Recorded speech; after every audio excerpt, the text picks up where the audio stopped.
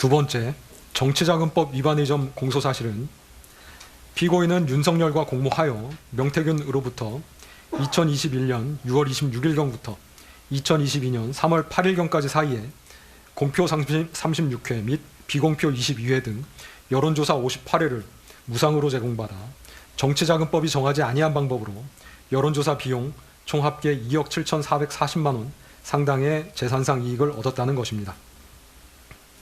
이 부분 공소사실은 여론조사가 피고인 부부의 전속적 이익을 위하여 실시되었음, 즉 여론조사가 피고인 부부에게 전속적으로 제공되기 위하여 실시되었음을 전제합니다. 명태균이 대통령 선거 후보들에 대한 여론조사를 실시하고 이에 관한 결과를 문자 등으로 피고인 부부에게 14회가량 제공하였던 점, 명태균이 피고인 부부에게 김영선의 국회의원 선거 공천을 수차 부탁하였던 점, 결과적으로 김영선이 국회의원 선거 공천을 받았던 점 등을 종합하면 명태균이 무상으로 여론조사 결과를 피고인 부부에게 제공하였고 그 대가로 피고인 부부가 영향력을 행사하여 김영선이 국회의원 선거 공천을 받은 것은 아닌가 의심이 가기는 합니다.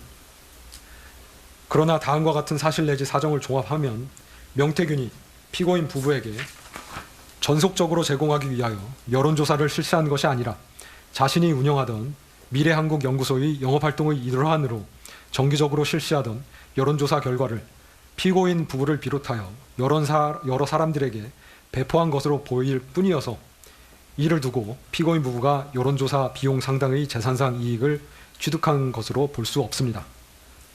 첫째, 피고인이 명태균이 운영하는 미래한국연구소 또는 여론조사 기관인 P&R과 여론조사에 관하여 계약을 체결한 바 없습니다.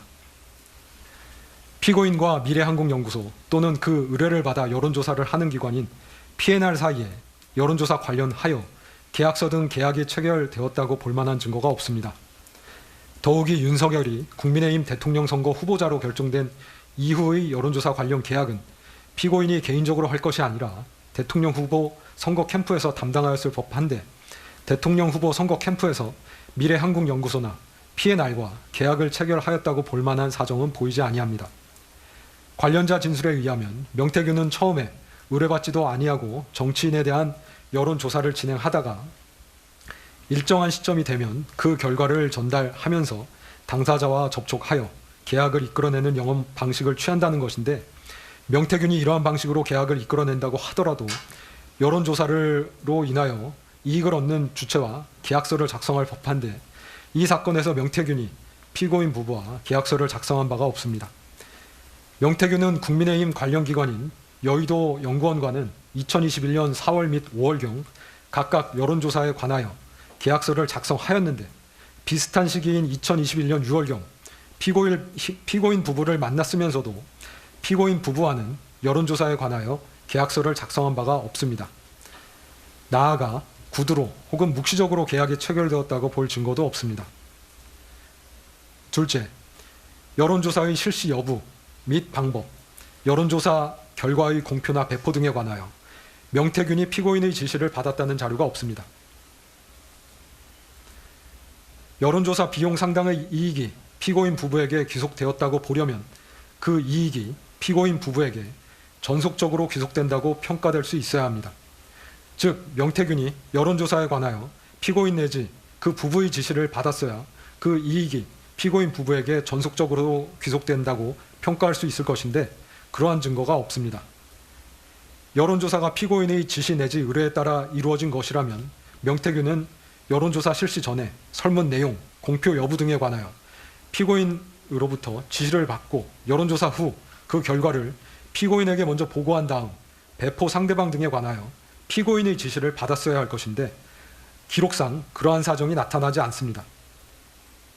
오히려 여론조사 수행 방식에 대한 의사결정을 명태균이 하였고 여론조사 공표 여부나 배포 상대방도 명태균이 정한 것으로 보입니다. 피고인 부부에게만 제공된 여론조사는 3회에 불과하고 나머지는 다른 사람들에게도 함께 제공되었습니다. 즉 피고인 부부는 명태균이 실시한 여론조사 결과를 배포받는 상대방들 중 하나였을 뿐 여론조사 결과가 전속적으로 귀속되는 주체였다고 평가되지 않습니다. 셋째, 명태균은 피고인 부부를 만나기 전부터 미래한국연구소의 비용으로 여론조사를 실시하고 있었습니다. 이와 같이 미래한국연구소의 비용으로 여론조사를 실시한 이유는 그 홍보 효과를 통해 미래한국연구소가 얻는 이익이 있었기 때문으로 보입니다. 미래한국연구소를 실질적으로 운영한 명태균은 피고인 부부와 2021년 6월 18일경 처음 만났는데, 그 이전인 2021년 4월 18일경부터 미래한국연구소의 비용으로 여론조사를 정기적으로 실시하여 이를 머니투데이를 통해 공표하였고, 머니투데이를 통한 여론조사 공표는 같은 해 7월 3일까지 11회 계속되었습니다. 머니투데이는 미래한국연구소와 공동으로 여론조사를 하다가 자체적인 판단에 따라 공동 여론조사를 중단하였고, 이에 미래한국연구소는 여론조사를 공표할 언론 매체인 뉴데일리와 다시 계약을 체결하게 되어 2021년 7월 28일부터 같은 해 12월 4일까지 총 17건의 여론조사를 미래한국연구소의 비용으로 실시하여 뉴데일리를 통해 공표하였습니다.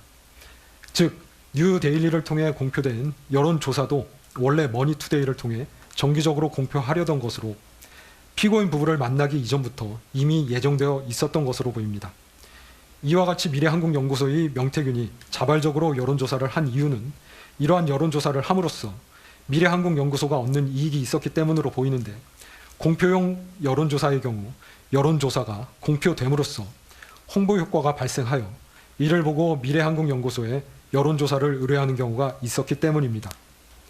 또한 명태균은 스스로의 정치적 성향에 기인하여 영업을 위해 정치 판세를 읽고 분석하기 위해 자발적으로 여론조사를 실시할 동기도 있었던 것으로 보입니다.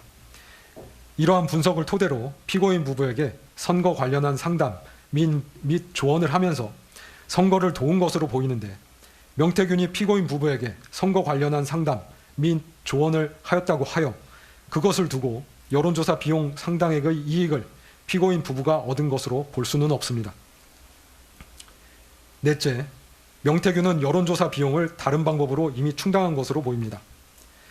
명태균은 김영선의 소개, 대선 여론조사 공표를 통한 홍보 등으로 김종인, 이준석, 피고인 부부 등과 알게 되어 그들과 친분이 있는 듯한 외관을 형성하였습니다.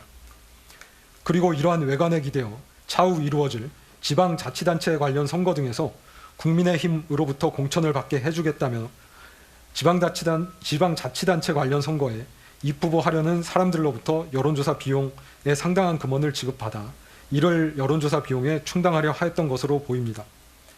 실제 이 사건 여론조사 비용은 지방자치단체 관련 선거에 출마하려는 예비 후보자들로부터 받은 2억 4천만 원가량 및 그 외 여론조사를 의뢰한 사람들로부터 받은 돈으로 이미 충당되었던 것으로 보입니다.